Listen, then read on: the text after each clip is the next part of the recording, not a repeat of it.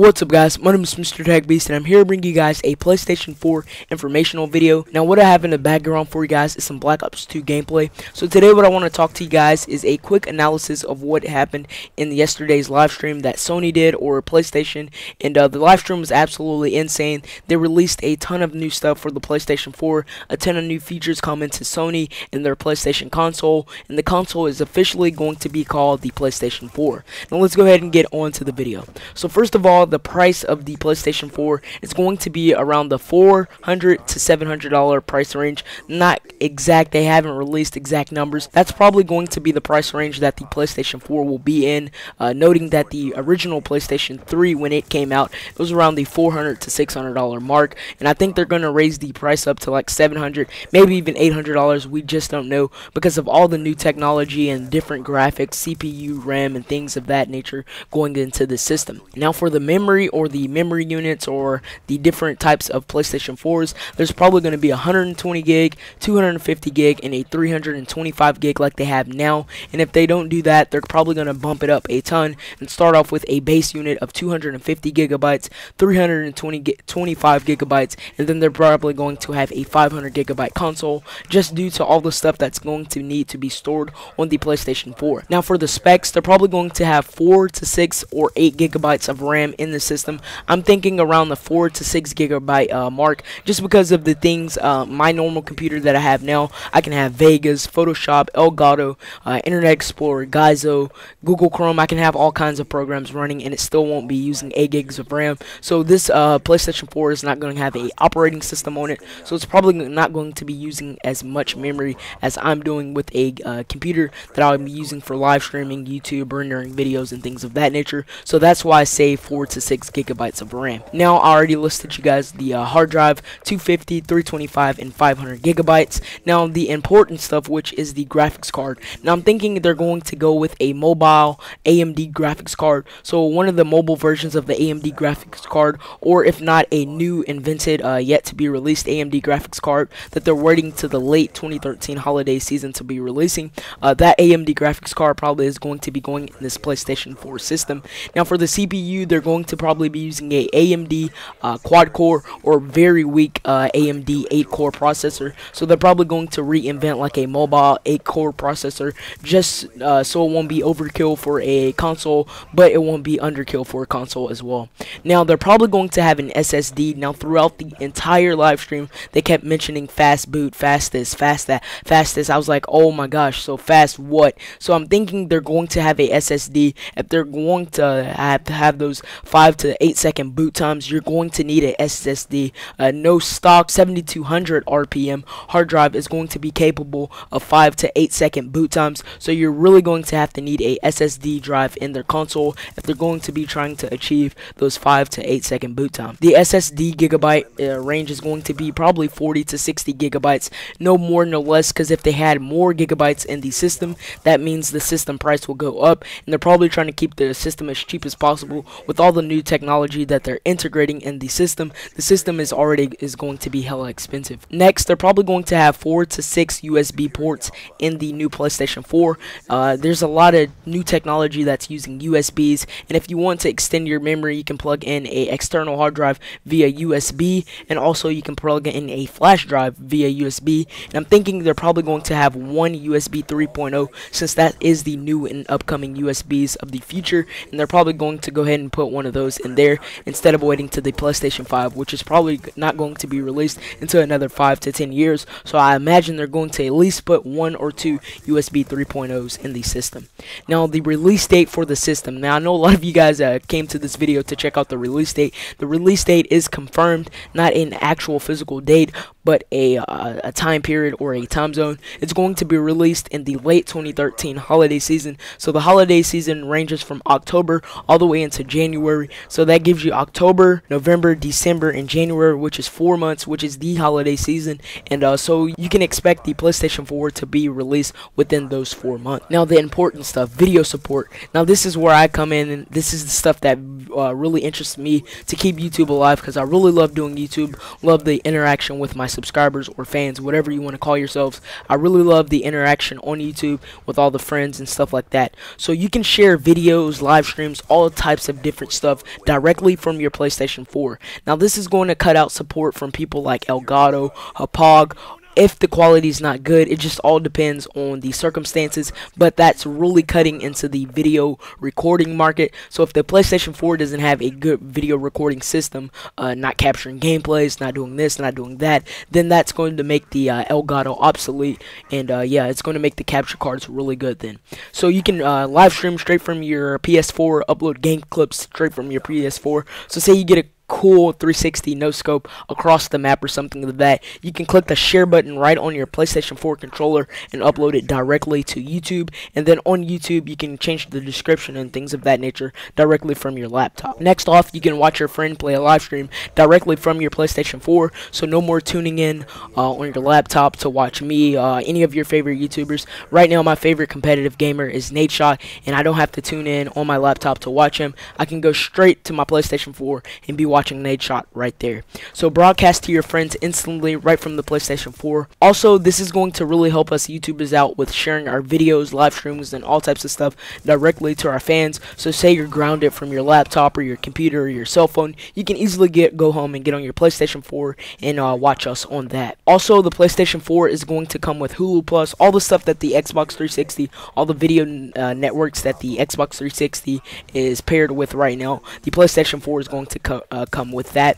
So Netflix, Hulu Plus, ESPN, MLB, all types of stuff is going to be on the PlayStation 4. Fast Gaming Network. Now they threw this around a ton in the live stream, guys. A Fast Gaming Network. So Fast Gaming Network, when it comes to my mind, I'm thinking dedicated servers, SSD drives, really high and compatible servers with millions of terabytes of storage, really fast response times. So that's what I think about with a Fast Gaming Network, and they really threw this around a lot. So hopefully on the PlayStation 4 for Call of Duty, any FPS game, third-person shooter, whatever you're playing, first-person shooter, we're going to have really good and stable connection, and also these things are going to be very snappy. So pre-game lobbies are going to still be 60 seconds, but actually loading the game and starting the game, say you're playing a game of domination, right now it probably takes 35 to 40 seconds just to load a game of domination from the start screen all the way into when you start running to a flag. So that's going to cut that down probably to like 5 to 10 seconds easily, and then 5 to 10 seconds you'll be in the game. So the waiting probably will be a minute and 10 seconds. So probably 30 seconds just to get people in there. We just never know, and we're going to see that in the future. So hopefully pre-game lobbies can be like 15 seconds, and they'll give you extra 10 seconds to change your classes or whatever. But the actual waiting for people to connect will be a lot faster because of the new servers and the new technology built into the PlayStation 4. Now you can start playing games instantly, and this is where I think the SSD drive is going to come in. Leave a comment down below right now telling me whether or not you think the PlayStation 4 is going to have an SSD drive. And they say play games instantly, so you can go directly to your PlayStation 4 console, click the on button, and once you click the on button, directly appears on your screen is the PlayStation 4 game.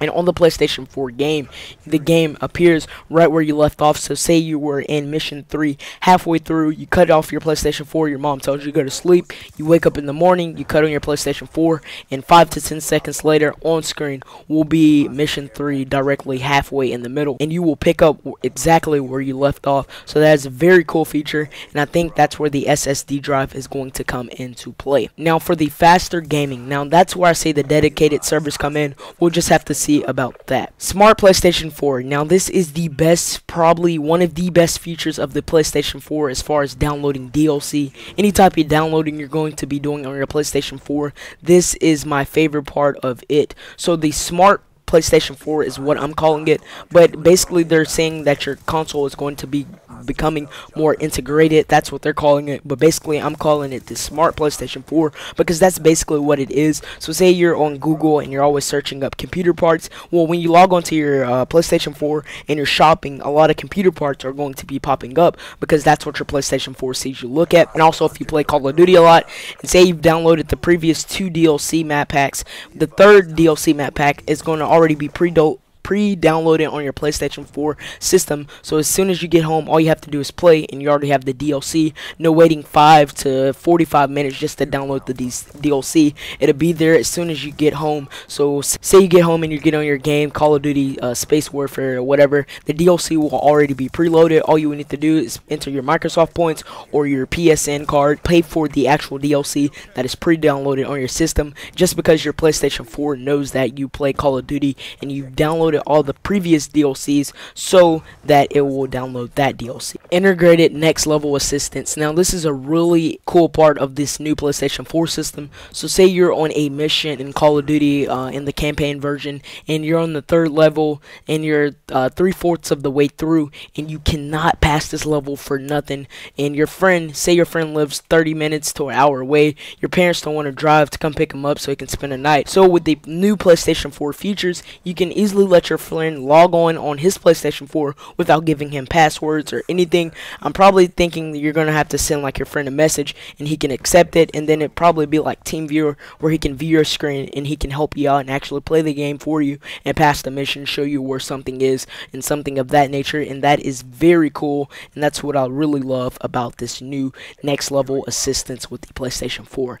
Now the PlayStation Vita and Move integration will be absolutely insane. For the PlayStation Vita, say you're playing Call of Duty, you're on a road, and say your mom says, let's go, we gotta go to go pick up grandpa or something of that nature. And when you go pick up grandpa, you want to continue playing your Call of Duty game, so you're putting on your clothes or whatever, and then you pick up right where you left off on your PSP Vita, and I guess you'll have your headset or something on in the car, and you'll be playing Call of Duty right there in the car. So that is a very awesome feature. So say you want to pass a mission, but you have to cut your game off to leave, you can continue the mission on in the car with your PlayStation Vita. So very awesome feature by Sony, and that's another check in my book. The Move controller will be returning to PlayStation 4. So for the Move controller, you're going to be able to do all types of stuff. All types of new games are coming for the PlayStation Move controller that will be returning in the PlayStation 4. Now this part of the live stream, everyone went insane on Twitter. Woody's Gamertag, T Martin, myself, all kinds of people went absolutely insane on Twitter. My Twitter was just going insane because I have TweetDeck, so the tweets were just rolling in about this next level graphics and emotions. Now when I seen this, my mouth just dropped all the way to the floor. They're going to have 50,000 polygons, so basically like a real face on your computer screen, and from the live stream it looked absolutely sexy. And I have a gaming monitor, so I imagine it looks 10 to 20 times better because I'm watching it on live stream, and it's going through a lot of video processing and things of that nature because of the actual capturing device. It's a lot of technical stuff that goes into it, but it's going to look a lot better on your screen if you're actually watching the live stream. And it's going to have 50,000 plus polygons in it. Previous games used 20,000 to 30,000. Really high intense graphical games used 20,000 to 30,000 polygons previously to show characters' faces. The new PlayStation 4 will use 50,000 plus, so I'm imagining like 75,000 up and above, because this old guy looked absolutely insane, as you can see on pictures on your screen. And also you're going to see the player's emotions. If the player has bags under his eyes, you're going to see each little crinkle in the bag, and you're going to see the player's faces. You're going to see all the faces he's making and emotions he's giving off to you as the player of the actual game.